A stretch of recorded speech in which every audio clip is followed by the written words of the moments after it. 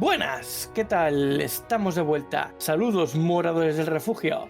Nos encontramos viajando entre lápices y plumas, explorando historias, tramas y todo tipo de géneros encantados, recorriendo el mapa en busca de nuevas aventuras.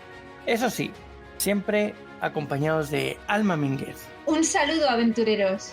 Daniel Cordero, Muy buenos aventureros. Jaime Barón Un saludo, aventureros. y el que os habla, Víctor Vera. Pues bien, tras saludar como es debido y presentarnos ante los apuntes, entraremos en el bosque y plantaremos nuestra hoguera. Saludaremos y, como es habitual, nos sentaremos y hablaremos mientras llenamos nuestros estómagos. En el episodio de hoy hablaremos de nuestra serie El taller del escritor y hablaremos de arquitectos de mundos. Y bien, nos dejamos ya con esta segunda parte del episodio que dividimos de la semana pasada, de Arquitectos de Mundos. Y Alma nos preguntaba que qué opinábamos sobre si lo que se escribe ahora es políticamente mucho más correcto que Juego de Tronos. No sé, yo, fíjate tú, no sé. O sea, a ver, yo creo que debido a que como es literatura, como es fantasía, yo creo que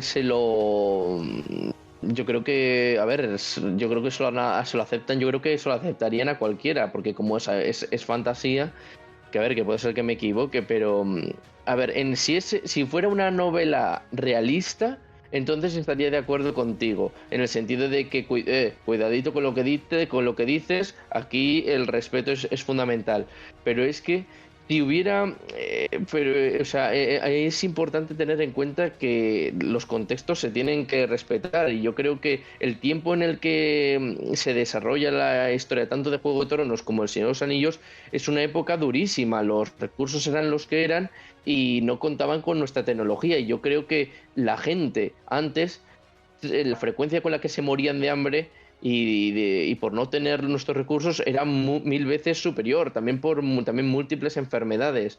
Y yo creo que, pues, si empezáramos a construir una historia sin toda esa crudeza, yo creo que también él rescata mucho lo que viene a ser las grandes conspiraciones políticas de lo que era en Roma, puñaladas por la espalda, traiciones.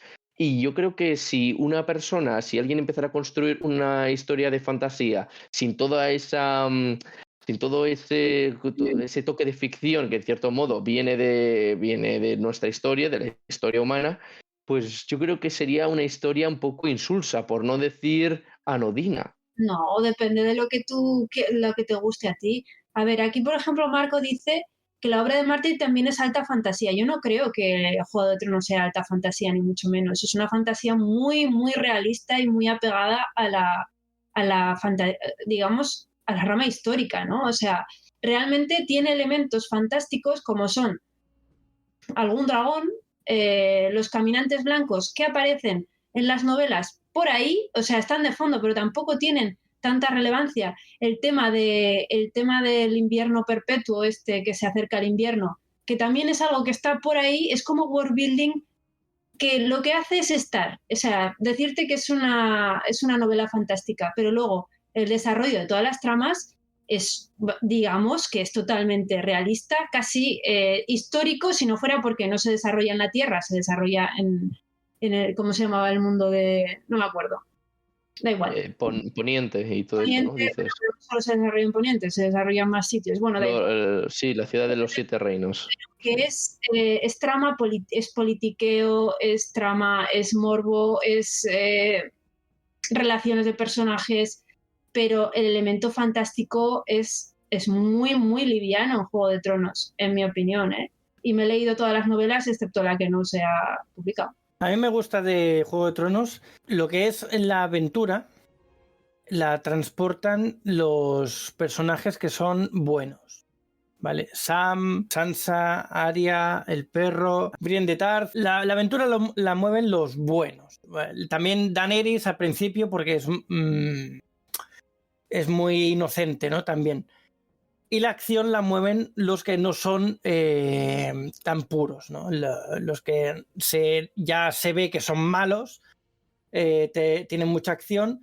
y los que son buenos, entre comillas, pero que son traicioneros, les mueve otro tipo de cosas, como que no es tanto el ser buena persona, esos todos acaban muriendo, pero son los que llevan la acción. Y después de la aventura, pues la llevan los buenos. Estamos siguiendo durante toda la serie los movimientos de Sam en todas partes.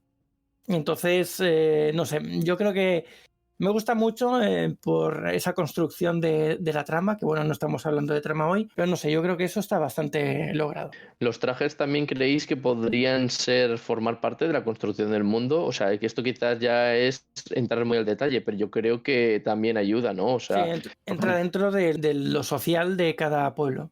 Del folclore, claro que son importantes. Si queréis, seguimos con el siguiente, a ver si nos trae alguna cosita más. ¿Vale? Es el bottom up, o sea, de abajo arriba. El diseñador, en este caso, o creador del mundo, se centra primero en los elementos o detalles más pequeñitos. ¿Vale? En este caso se asemejaría más al escritor brújula, que son los que necesitan para su propósito o sus propósitos en la historia. Los elementos de esta ubicación, como la geografía local, la cultura, estructura social, gobierno, política, comercio e historia, pues serán considerablemente detallados. También pueden ser descritos sus habitantes más importantes, así como las relaciones que pudiera haber entre ellos antes del desarrollo de la trama. Las áreas colindantes son descritas de manera menos detallada, con descripciones más y más generales a medida que se alejan de la ubicación inicial. El diseñador puede posteriormente mejorar la descripción de otras áreas, y este método pues proporciona utilidad casi inmediata al ambiente creado, ya que incluye con detalles relevantes para cierta historia o situación.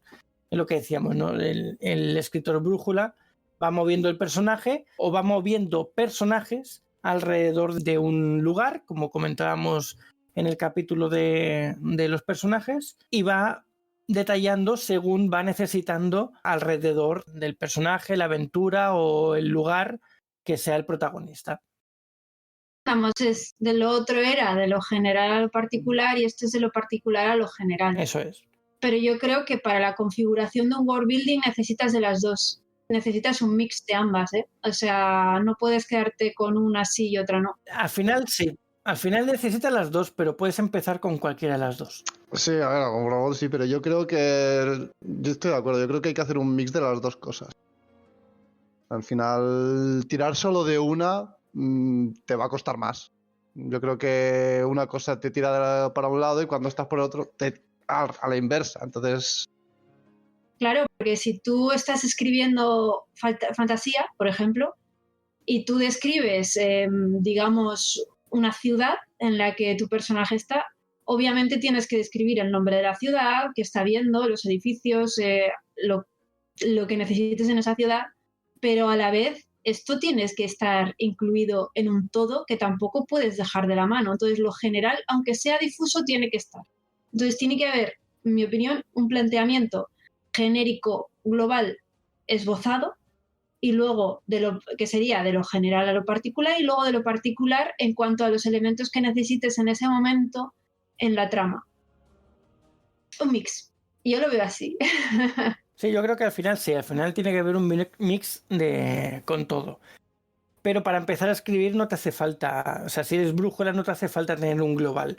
El global ayuda a entender tú mismo lo que hay alrededor y darte ideas o darte herramientas para añadir conflictos, situaciones, detalles, de todo. Pero tú puedes coger un personaje sin tener ni idea de nada más y moverlo por el mundo y detallar solo lo que él está viendo en el transcurso de su viaje. Sí, claro. Eso lo puedes hacer. Otra cosa es que sea más o menos rico, pero por hacer se puede. Luego, ¿qué es lo ideal? El mix que tú dices, porque así añades detalles que no son directamente necesarios para la trama o la historia, pero que sí que le dan riqueza a todo. Claro, eso que has dicho es totalmente cierto. Esto vale si estás creando algo en un mundo ya ciertamente hasta cierto punto globalizado. Pero si tú, por ejemplo, pongamos una idea de trama, una aldea tribal, el personaje es de una aldea que apenas se ha relacionado más que con sus vecinos y de repente el personaje principal decide explorar y salir a ver el mundo. En este caso no hay mundo descubierto. Entonces el world building se reduce solo a lo particular, a lo más cercano, y a través de la historia vas creando. Claro, pero es que porque en ese caso la trama te obliga a que sea así. Si tú estás en un mundo en el que, por ejemplo, todas las civilizaciones ya están consolidadas, como por ejemplo hablemos de la Edad Moderna aquí en la Tierra, pues sí que necesitas que tus personajes sepan muchas cosas de otras zonas. Entonces, claro, depende de muchas cosas. El world building siempre tiene que ser cedente de conocimientos a la trama que tú tengas, y la trama también se retroalimenta con este world building, pero todo depende. Que, claro, Sí, lo primero que has dicho es El Hobbit, o sea, sí, teniendo en cuenta solo ese libro. sí, claro, porque los hobbits sí que conocen mucho de la comarca, pero de más allá es como un mundo aparte, claro. Sí. Yo fíjate tú que iba a decir un poco la historia de también, bueno, a ver, a mí me ha recordado un poco también a Luke. En el caso de Luke Skywalker es un poco distinta, pero es cierto que Luke en su momento estaba siempre en su aldea, bueno, en la casa de su tío, y luego sucede ese desgraciado incidente y entonces ya ella sí que se va a la academia, se pone a explorar, bueno, no el mundo, en este caso sería el universo, la galaxia, pero sí, yo creo que la del Hobbit se ajusta mucho más a lo que ha dicho Alba, ¿no? O sea, además no solamente es un individuo, es un conjunto de individuos que viven en su, iba a decir chabola, pero puede resultar un poco ofensivo, así que vamos a decir en sus hogares, ¿ves? Están en sus hogares tranquilos, comiendo, disfrutando con sus costumbres, y de repente, pues Gandalf, pues ya no me acuerdo muy bien por qué le cogía, ¿no? Coge a Bilbo por alguna razón, no sé, por alguna razón en especial, y así comienza todo, ¿no? Ya no me acuerdo de la Que ella razón. le conoce. Ya sabe quién es, ya va por él específicamente. Lo conoce a él, a su familia, sabe que... Sí. Bueno, que por todos los enanos que hay, pues él va a dar la nota discordante que le hace falta para equilibrarlo todo, ¿no? Pero bueno. Pero no es un hobbit tampoco común, no vamos a hablar ahora de eso porque no es el tema, pero es un hobbit muy instruido, es un hobbit que aunque lo niegue es aventurero, tiene esa Ramatug, en fin, muchas cosas. Y como dice Victoria, conocía a su familia, a sus ascendentes, y el mago no hace nada por hacer. Pero es lo que decís, al final él tiene una rama aventurera que el propio Gandalf sabe y por eso le tienta, o sea, él le pone la miel en los labios para que él por sí solo decida, porque al final lo único que hace es empujarlo un poquito, él sabe que quiere ya salir de aventuras, se lo pone, se la deja botando. Y además no le insiste, le dice esto es lo que hay y se van. Se van. Y el otro ya le corroe todo por dentro y sale corriendo tras ellos. Ya, sí, le quema por dentro y se la avivan, esa llama se la avivan. Porque él ya lo sabe que va a decir que sí, aunque proteste. Pues bueno, sí, Bueno, hay un momento en el que perdón. está a punto de volver. Hay un momento en el que está a punto de volver. Luego se rehace, es cierto, se rehace, pero hay un momento en el que está a punto de volver. Yo quería decir... Porque pone como excusa que se deja el pañuelo y quiere volver por el pañuelo, pero ya está. Sí. Yo quería decir que en esto del world building, realmente, si lo piensas, es muy raro, muy, muy, muy raro un world building que ya esté creado al 100% antes de escribir una obra o de representar una ficción. Muy difícil.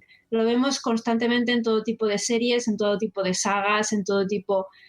Para empezar, los autores hoy en día, cuando hacen una saga, es lo que hemos hablado al principio. Empiezan, pero no saben cómo acabarán. Por ejemplo, pongamos el caso de Brandon Sanderson con el Archivo de las Tormentas. Van a ser 10 libros, lleva 4. Entonces, y le quedan. O sea, quiero decir, y los va haciendo poco a poco. Cualquier serie que veamos, incluso Star Wars, que la has nombrado, ¿tú crees que George Lucas sabía todo el universo de Star Wars cuando empezó a hacer la Guerra de las Galaxias? Pues no. Lo que pasa es que Hombre, la yo Guerra creo que sabía las tres primeras, la cuarta, la quinta y la sexta las tenía pensadas, luego las otras no las tenía pensadas. de la película, hablo del world building, es decir, de todo el universo de Star Wars, con todos sus planetas, con todas sus razas, con todo. No, esto fue naciendo a raíz del éxito que tuvo, que no se lo creyó ni él cuando tuvo tanto éxito, la primera de Star Wars, ¿vale? Esto pasa con todo, con Stargate, por ejemplo. Stargate tampoco tenía la profusión que luego tuvo conforme fue sumando temporadas a la serie, que a su vez añadió a la película, etcétera, etcétera. Se fue haciendo el mundo. Star Trek es otro ejemplo. Star Trek empieza como empieza, pero luego eso se va expandiendo y van creando razas, van creando mundos, van creando de todo. Y así, o sea, es muy difícil que un world building esté completo en ninguna obra, sea del tipo que sea literaria, audiovisual o lo que sea, desde el principio. Es muy difícil, porque el world building precisamente lo que hace es ir configurándose poco a poco conforme más tratas con él, conforme más escribes sobre él o conforme más actúas sobre él, se va creando. Y esto yo creo que es así, con todo. No sé qué pensaréis los demás. Sí, al final profundizas más en tu mundo cuanto más vas a ir introduciéndote tú mismo, con los personajes, con la trama, con la historia, con todo. Entonces, tenerlo pensado al 100% desde el principio, yo creo que nadie. Puedes tener cosas muy atadas, pero a medida de que vas escribiendo y vas avanzando en la trama o en los personajes o en el propio mundo que vas descubriendo porque en alguna zona no hayas pensado al milímetro, vas creándolo. Y va surgiendo a necesidad. Y te van saliendo muchas cosas. Aunque tú lo tengas cerrado desde el minuto 1, la historia te va a pedir que añadas algo. Siempre hay algo que añadir. Pero bueno, yo creo que para ir ya dando detallitos para aquellos que estén empezando de cero a escribir su libro, pues cosas a tener en cuenta en el caso en el que empecéis por el world building, por la creación del mundo, ¿vale? Hablando de mapas también. Habría que tener en cuenta la geografía, ¿vale? Montañas, océanos, ríos, formaciones naturales, plantas, animales, en el caso en el que os interese detallar todo esto. El territorio, las fronteras, si hay países, ciudades, las guerras que han habido, los viajes que puedan hacer los personajes. Todo esto en el mapa se puede marcar. En el nuestro, en el de Galdin, en el mapa del segundo libro, bueno, en el primero ahora también, tenemos marcada con una línea de puntos por dónde se van moviendo dentro del mapa los personajes. ¿Vale? Entonces, cada uno lo puede ir haciendo. Nosotros no lo teníamos hecho al principio, lo hemos ido haciendo poco a poco conforme íbamos avanzando y hemos visto que, pues eso, que quedaría más bonito añadiendo esos detalles. Luego tenemos las especies que puedan haber, el físico, las localizaciones, el desarrollo de los sentidos que tienen, el lenguaje, la tecnología o si utilizan magia. En historias de fantasía habrán mundos mágicos, habrán razas o especies que sean mágicas, y en la ciencia ficción también puede haber magia, pero sobre todo habrá tecnología que pueda simular magia. No tiene por qué haber magia, pero sí que puede haberla también. Esto ya os lo dirá más Alma, seguro. Alma experta. Expertísima. ¿En la magia o en la ciencia, en la tecnología? No me ha quedado claro. En las dos. Ah, vale. Gracias. Alma Bueno, es bruja. Luego tenemos las historias que van a haber. Para hacer el world building podemos tener en cuenta las historias antes de empezar. Si ya las tienes más o menos claras de por dónde van a ir, pues podemos añadir eventos que hayan sucedido, eras o grandes civilizaciones, desastres naturales que estén señalados en el mapa, por ejemplo, caída de meteoritos, cráteres, terremotos con grietas, cosas así. Cambios culturales también, pues por ejemplo, yo qué sé, mira, ahora que pienso en nuestra historia también pasa que una civilización haya cambiado su forma de vida y haya abandonado la ciudad y esté instalada en otra. por ejemplo. ¿Y qué más? Bueno, guerras que hayan sucedido. En las guerras también pueden haber modificado el mapa anterior de su historia al que haya actualmente. Mira, eso es muy típico de los Juegos del Hambre, eso es idéntico, o sea, los Juegos del Hambre, el pasado siempre hacen referencia a la Gran Guerra y al final ya solo queda Panem, Estados Unidos deja de existir. Vale, luego tenemos infraestructuras, tipos de edificaciones. En cada cultura, cada pueblo, cada ciudad, cada aldea puede tener un tipo de estructuras diferentes. Una aldea puede ser hecha en madera y paja, y otra es de piedra, de pizarra y tejas, y otra, yo qué sé, lo que se te ocurra, ¿no? Cada una puede tener su propia forma visual, la que tú le quieras dar. La distribución de riqueza dentro de una ciudad, dentro de una región, dentro de un continente, un país. Si hay energía, recursos naturales, quien tiene más de un mineral o de otro, el que tenga más de un mineral pues tendrá las edificaciones más tirando a ese mineral que otra, ¿no? Por ejemplo. Luego también podemos ver el tipo de cultura o la medicina y enfermedades que puedan tener. Las artes, la música, ropajes, tipo de ropa, como comentabas tú antes, Jaime. Y los gremios pueden tener diferentes tipos de gremios, pues yo que sé, arquitectos, carpinteros. De ladrones, de asesinos, ladrones. El gremio de asesinos. Normalmente esto se da en ciudades grandes que tengan tus barrios divididos por tipo de gremio, o en una región cada aldea o cada pueblo puede tener una especialidad concreta. Eso se suele ver bastante. Luego la política. Tenemos diferentes tipos de gobierno, diferentes leyes, organizaciones, sociedades, crímenes. ¿Vale?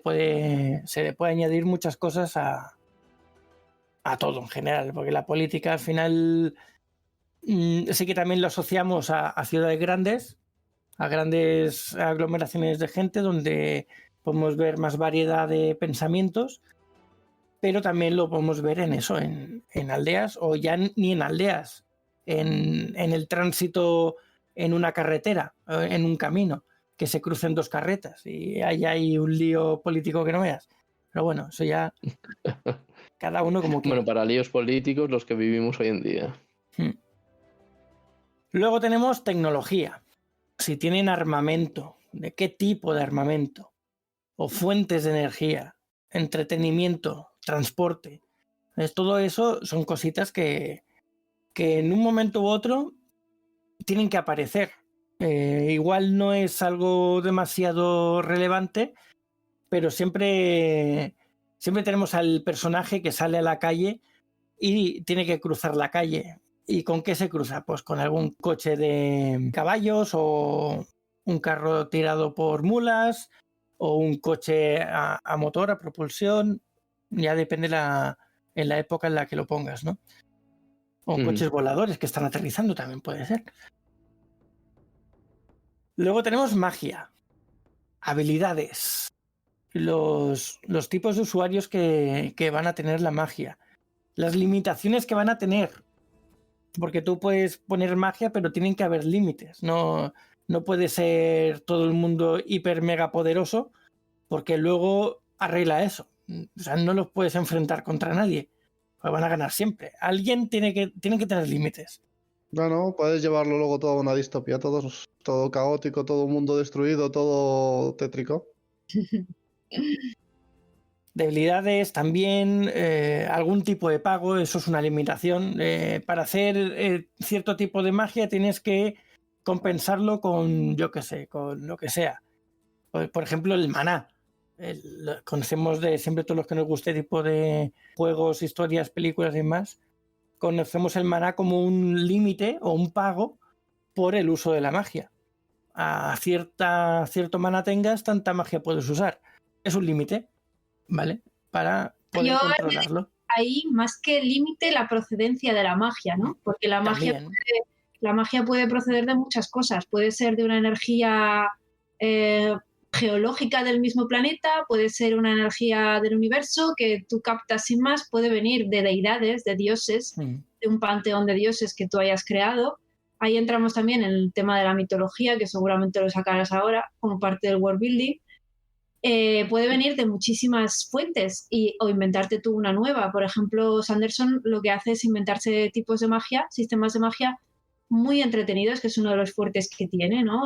Como pues usar magia robando colores o de las cosas, o usar magia con metales, cosas muy originales, ¿no? Que es realmente uno de los puntos fuertes que tiene este autor. Entonces, más que maná en sí, el maná sería un sistema de magia, pero puede haber infinitos. Sí, el maná era un 1, que es el que conocemos de los juegos, que tienes tu barra de maná y cuando se te acaba esa barra, ahí estás, te has vendido, no puedes luchar más, a no ser que la recargues o puedas hacer otro tipo de ataques, ¿no? Como dice aquí Lozan en el chat, y así ya marcamos el check de visto, las materias del Final Fantasy, ¿vale? Es otra manera de hacerlo. O volviendo al Final Fantasy, teníamos al 7, teníamos las gemitas, las que no me acuerdo cómo se llaman, que era lo que te permitía aprender los diferentes hechizos. Si no tenías eso, no podías usarlos, más limitaciones. Ahora, al final, con cosas tan poderosas como es la magia, hay que limitarla. Porque si no pasa lo que decimos siempre, Harry Potter con Voldemort. Voldemort no puede estar tan cheto. Volvemos a Harry. Porque luego porque no lo está. Pasa lo que pasa. Lo tienes que volver muy tonto para ganarle. Es que no está tan cheto. No está tan cheto, es una falacia. Es que no está cheto porque no puede. Es una falacia. O sea, es un personaje muy ridículo porque se pasan todo el tiempo diciendo lo impresionante que es, claro. Pero luego a la hora de la verdad lo ves y no consigue matar ni un niño pequeño y no hace nada más en toda la saga. Es como... O sea, a eso me refiero, que hablan de él de manera que es tan hiper mega poderoso que no puedes ni decir su nombre, que cuando lo ves lo tienen que poner como un tonto, porque como haga lo que todo el mundo cree que puede hacer, revienta el planeta y se acabó. Es que yo creo que fue lo típico de... Cuidado con este que es muy chungo, cuidado con este... Y en verdad es un trozo de paño, al final se hizo una pelota muy grande... Y es como Voldemort pensando, y ahora como les digo, ¿cómo finjo que soy tan poderoso? O sea, se creen que soy aquí, que no pueden ni mencionar mi nombre, que a la que alguien lo menciona tendría que hacer algo para acojonarlo al menos, ¿no? Y no puede. Esto fue toda una bola que se hizo y hasta él mismo se la cree o la está padeciendo. Yo creo que lo padece. Claro, yo tengo una pregunta. ¿Qué pasa si nombras a Voldemort? Porque dudo que estalles en llamas.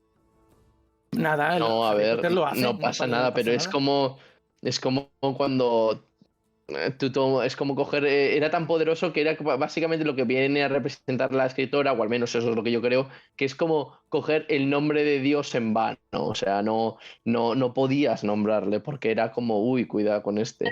Creían que era es como lo de ver un gato negro. Pues hay gente que es extremadamente supersticiosa y la gente decía que solamente con mencionar ese nombre pues ya era mal augurio, que podría traer como que te han gafado, ya te han fastidiado el día. Claro, ellos creían que tenían mala suerte. De hecho, en el último libro, mira, fíjate tú me estás preguntando esto, pues mira, el último libro creo que hacen una cosa rara con el nombre de Voldemort de tal manera que si alguien lo nombra, lo utilizan como un sistema de localización y creo que así es como localizan a Harry Potter, a Hermione y a Ron, porque lo dicen, creo que es Harry Potter el que lo dice y enseguida les localizan, lo utilizan como... Eso es un poco absurdo, pero localizan a alguien por decir su nombre, pero bueno, oye, estamos en el mundo de la magia. A Alma le gusta muchísimo Voldemort. Me encanta. Le encanta, sí. Fabuloso. Con su gran maldición que tiene 14 años. Oh, lo que pasó hace tantos siglos. No, hace 14 años. Ha estado 14 años ahí. Un poco pensé. Sí, luego, bueno, como decía Alma, lo que viene es la religión. Si quieres ponérsela, claro. Dioses o un dios solo... filosofía, ideologías, diégesis, puedes ponerle tú aquí pues lo que quieras, ¿no? Si vas a hacer un mundo en el que van a ser influyentes, pues lo tienes que tener en cuenta, ¿no? También puedes plantear panteones, zonas religiosas, iglesias, monasterios, templos. Tienes que tenerlos en cuenta, pues, para cuando crees el mapa físico o el mapa mental de cómo va a ser tu mundo, pues tienes que tener esto en cuenta también. Vale. De hecho, fijaros, yo a lo mejor esto suena un poco estereotipo, pero a mí me da la sensación de que normalmente los enanos suelen ser como más terrenales, que a lo mejor no, o sea, ellos tienen su propia religión, pero como que sus dioses son como que representan más la fuerza física, y luego los elfos, por así decir algo, porque lo suelen ser lo opuesto, como que sus dioses suelen ser como más espirituales. Depende de la obra, depende del universo. Los Hablamos de elfos oscuros, por ejemplo, alababan ¿cómo era? La materia oscura. los elfos oscuros. Sí, ¿no? En la película de la segunda película de Thor, ellos tenían, bueno, no sé si es uno dios, pero tenían esta materia, no sé cómo se llama, la materia oscura, ya, esta gema, el éter. Claro, eso depende de cómo tú lo hagas. Es que lo de elfos y demás es todo como copia de copia de copia de copia. Pero realmente tú te puedes inventar la raza que tú quieras, con las características que tú quieras. Claro, ¿los elfos de cuál? ¿De qué autor? Claro. Porque si son de Harry Potter son los pequeñitos. Si son los de Tolkien son los altos. Sí, los altos estirados. Rubios. Si son los que tú dices, bueno, pues son, el Ron son es como los rubio. de... El Bueno, Ron ya, es rubio. Pero sí, es alto y estilizado y muy fuerte. Después tenemos los que tú decías en Marvel. Esos son como los elfos de Tolkien, pero en oscuro. Luego tenemos el elfo oscuro de D&D, de Dresden. Bueno, es que tiene muchas sagas. Está el Valle del Viento Helado, está digamos que la historia de Drizzt y todos sus amigos. La Reina Araña también tienes por ahí. En fin. Una pregunta, ahora que hemos mencionado esto. ¿Habéis visto la película de Dragones y Mazmorras? La que hicieron en el cine hace poco. ¿Os acordáis Sí. del momento en el que se meten bajo tierra para ir a buscar el yelmo ese que les permitirá hacer el conjuro ese tal? Sí. Bueno, sirve para deshacer conjuros, ¿no? Pues Sí. hay un momento en el que están avanzando por una de las grutas, que es un momento gracioso también porque hay unos animalitos que están justo viniendo en contradicción y ellos se quedan así pegados a la pared como diciendo, si no nos movemos no nos ven, que el que los está guiando les dice, solo hacen caso a los poderes más, a la magia más poderosa. Y los bichos pasan de largo y no le hace caso a ninguno. Vale, es muy gracioso. Pero bueno, a lo que voy. Delante de ellos, en la gruta, hay una civilización enorme ahí. ¿Esa civilización es la de Dresden? A ver, en la infraoscuridad, que es donde se meten, Sí. varias civilizaciones. No solo están los elfos oscuros, están los enanos de las profundidades, que son los Duergars. Hay un montón de... Si has jugado al Baldur's, también verás que hay como civilizaciones de estilo hongo. Hay muchas civilizaciones. ¿Qué civilizaciones? No, la verdad es que no me acuerdo. Puede ser cualquiera de esas. Sí, pero por lo que se describe en el libro, de cuando Drizzt empieza, que tiene todo el conflicto con la reina y se escapa con... que se cruza además con los enanos, estos que mencionabas ahora. Por lo que la descripción de su ciudad, del reino en el que viven, a mí me da a entender un poco que es ese... Puede ser. Eso que muestran ahí en la película. Entonces no sé si a alguien más le ha parecido eso o estoy muy confundido. De todas maneras, no me acuerdo cuánto se ve de ese pueblo, pero si fuera una ciudad habitada de Drows, no creo que hubieran salido tan fácilmente. Que tampoco es que salgan fácilmente, ¿vale? Con el dragón ese y tal, pero no creo que hubieran salido tan fácilmente. Los Drows son muy puñeteros. Hombre, pasan muy desapercibidos, muy alto por una gruta, no entran. Pues Están lejos. puede ser. También puede ser el resto de alguna civilización antigua, como puede pasar pues en el Skyrim, que encuentras restos de civilizaciones con ciudades casi nuevas dentro de la Tierra. Es que D&D es un universo muy rico, entonces se ha hecho tanto. No sé qué puede ser. Probablemente sea una ciudad Drow. ¿Tú qué piensas, Dani? Es que no recuerdo exactamente la escena, no me acuerdo, podría serlo perfectamente. Pero la verdad es que sí que recuerdo el momento que dice Víctor de la película, pero no recuerdo el escenario como tal. Hace ya mucho que la vi, no. La verdad es que no estoy seguro, pero podría ser perfectamente, claro. Y pues si podéis después del podcast o ahora buscar esa imagen por Google, seguro que os sale. Pero aún así, lo que ha dicho Alma, deberían de ser más que nada unas ruinas y tal. No creo que hubiese civilización. Si hubiesen habido Drows por ahí. No, ruinas no eran. Porque estaba todo encendido, había movimiento. De acuerdo, la verdad. Pues me sorprendería que hubiesen Drows y que hubiesen salido tan de rositas y tan fácil. En esa escena, a Dani, lo que a ti te gusta es cuando el pobre mago coge y manda a tomar por saco el puente, ¿no? Es que esa escena, pobre mago, es un metepatas en la película, digo. No sabía que el puente empezaba aquí.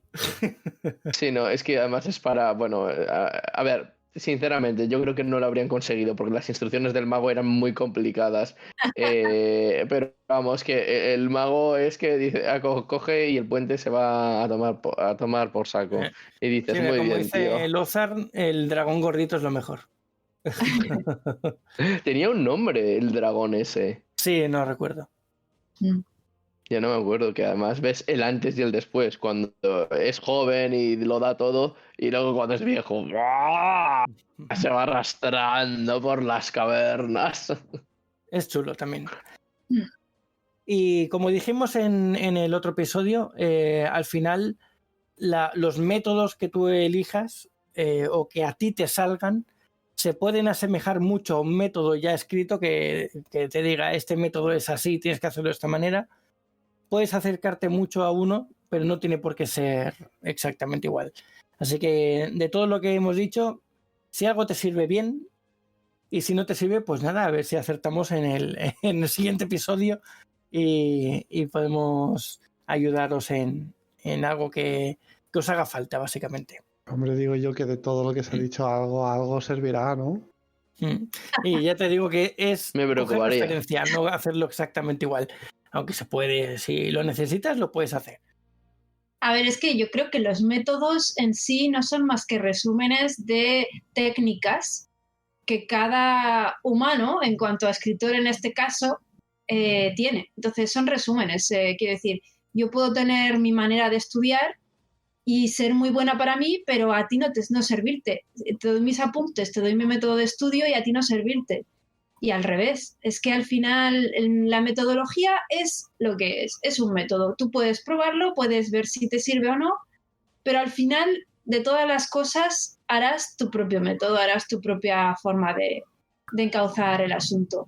A mí, por ejemplo, como escritora, en el world building, en fantasía me refiero, en fantasía, en sci-fi, en cosas que lo requieran, para mí es un elemento muy, muy importante en cuanto a que es capaz de transportar al lector al mundo en el que lo estés llevando, de una forma muy rica, de una forma muy orgánica. Entonces, cuando tú te adentras un poquito en todo lo que es la idiosincrasia del mundo, que es todo lo que has dicho ahí, historia, geografía, folclore, religión, técnicas, es al final hacer una plasmación de un mundo como el que tenemos nosotros, pero distinto. Entonces, es lo que va a llevar a tu lector a verse inmerso en ese lugar, ¿no? Entonces, es algo que no es la trama, no es lo principal, pero a la vez, digamos que hace como es el océano en el que navega tu velero,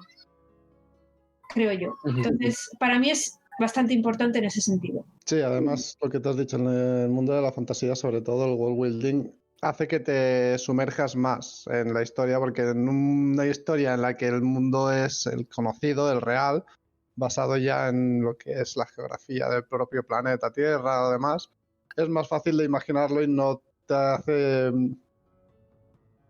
meterte tanto en ese aspecto. Pero si haces un mundo nuevo, una historia de fantasía con un mundo nuevo, con una estructura nueva, con biomas y razas nuevas, cuanto más tengas de ese universo, de ese mapeado, de ese mundo, más harás que el lector se adentre en la historia. Bueno, hasta cierto punto, ¿eh? No hace falta emocionarse y empezar a dar datos y datos y datos, porque si no Pero a mí, se puede cansar, ¿eh? El lector, quiero decir. pero es según cómo lo hagas. A mí, por ejemplo, me gusta dar muchísimos datos.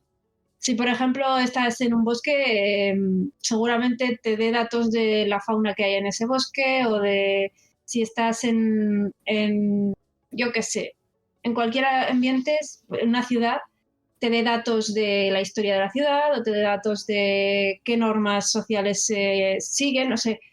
Es algo, la historia del propio mundo, también las civilizaciones anteriores a estas, aunque sea simplemente de pasada.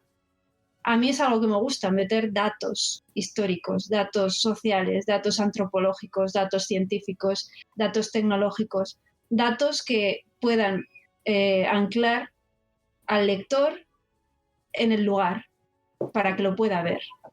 Obviamente sin que se haga farragoso, tratando de que no se haga farragoso. Yo espero que lo consiga, no lo sé. Pero me gusta dar datos por eso, porque es una manera de atrapar, de que se entienda bien lo que quieras decir. En mi caso, ahí cada cual. Sí, mira, Hyperman dice en el chat, sí, y como lector es una manera de enganchar, por lo menos para mí, que sí, que por lo general gusta. O sea, nosotros en los eventos siempre vemos que la gente cuando ve el mapa se entretiene en mirarlo. Es de lo que más mira en la mesa casi. Sí, yo creo que es importante, a lo mejor no para la trama en concreto, porque igual no le hace falta, o sí, a cada uno como lo quiera construir, pero luego para el lector sí que es importante. Sobre todo en historias de fantasía o ciencia ficción, un mapa ayuda a seguir la historia, puede ir a consultarlo, puede llegar a entender mejor la disposición o la ubicación, la localización de cómo está dispuesto todo el conglomerado de localizaciones que tú le vas nombrando. El bosque de tal está aquí, la ciudad tal está acá, la aldea está allí, y puedes hacerte una idea de hacia dónde están yendo los personajes cuando los estás guiando por la historia. Entonces, a mucha gente le gusta. Incluso hay gente que colecciona... Fíjate, de Hyperman dice eso, que le gusta el mundo de Tolkien por todos esos detalles. Claro.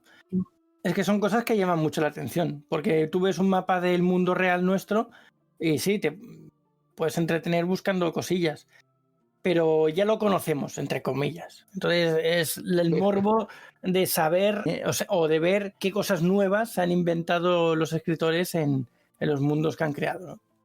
Es curioso. Al final, yo creo que el término adecuado para esto sería crear una atmósfera. Lo que buscas en tu obra es crear una atmósfera. Entonces, esta atmósfera la logras de muchas maneras, y una de las maneras es dando información en la que la persona se pueda meter, ¿no? Pueda sentirse dentro de ella. Es la manera de crear atmósfera. Si tú, por ejemplo, estás en una ciudad que acabas de llegar, no sabes dónde estás, lo que buscas es la atmósfera de esa ciudad. ¿Y qué te da esa atmósfera? No solo lo que tu personaje está viendo, sino lo que está oyendo, lo que sale en los periódicos, por ejemplo, que está leyendo, lo que habla en otras conversaciones sobre otros lugares cercanos o de la misma ciudad. Es crear esa atmósfera, ¿no? Entonces el world building lo que te busca es darte ese ambiente, el ambiente. Y yo creo que ahí es donde el escritor debería esperar llegar, dando más datos, menos datos, pero a crear esa atmósfera. Y tras tanta charla y llenar nuestros estómagos de deliciosa comida y bebida, abandonamos la hoguera en busca de alguna otra aventura. Pero no antes de deciros alguna de nuestras redes sociales para contactarnos. Podéis escucharnos, aquellos que lo hagan en diferido, en directo, cada semana en nuestro Twitch, saga-galdin, a las 7 de la tarde hora española, los viernes, donde grabamos cada episodio y tenemos el chat en directo para que nos podáis comentar cositas. Luego tenemos nuestro servidor de Discord, que es Saga Galdin, todo junto, y tenéis el link en el chat en directo, en el Twitch. Luego tenemos el Instagram y el TikTok de Alma, es @alma_mínguez. El de Jaime es @jbarongrau, barón con B. Y tanto a Daniel como a mí nos encontraréis en cualquier red social como @sagagaldin. Muchas gracias por escucharnos y nos vemos pronto en el siguiente programa de Refugio Aventurero. ¡Buen viaje, aventureros! Pues muchas gracias por estar aquí una semana más y nos vemos en el siguiente mundo. Un saludo, aventureros. Muchas gracias por estar una semana más con nosotros y hasta la semana que viene, aventureros. Pues queridos aventureros y escritores, lo que ha dicho Alma, cojan sus plumas, cojan sus máquinas de escribir y empiecen a darle caña a los mundos.